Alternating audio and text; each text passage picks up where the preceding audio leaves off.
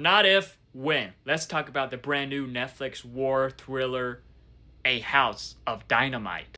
When a missile is headed to the United States, a race begins to see who is responsible and how should they respond. And with this film, it is pretty much broken up into 3 scenarios all happening at the same time. A certain amount of time will focus on one scenario, then it will focus on another, then it will focus on another. And that was very interesting, but with it doing that, I do think it probably could have been better. But the cast in this, it has a standout cast from Rebecca Ferguson, Idris Elba, Anthony Ramos, Jason Clarke, Moses Ingram, Willa Fitzgerald, and just a lot of familiar faces, whether it's big roles, small roles. The cast in this is outstanding. And with it exploring like each scenario, it is fascinating to just see the response, because there are glimpses of responses from them in the other scenarios, but when it's the scenario focusing on them, it is great to see how they're reacting to everything. It was an interesting idea, but as it continues on, like the scenarios kind of get a little less interesting.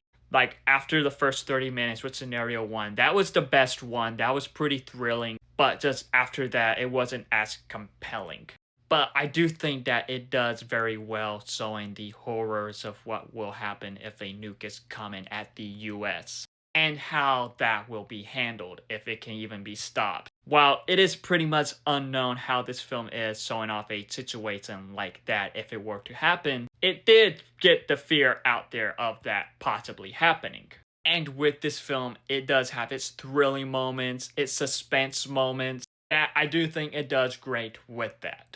But overall, with House of Dynamite, while I thought it was just okay, I did really like the first 30 minutes. It is pretty thrilling. And while the cast is a standout, I do think Rebecca Ferguson was the best part of the film. But have you seen A House of Dynamite? If so, what are your thoughts on it? Let me know in the comments below and follow me for more.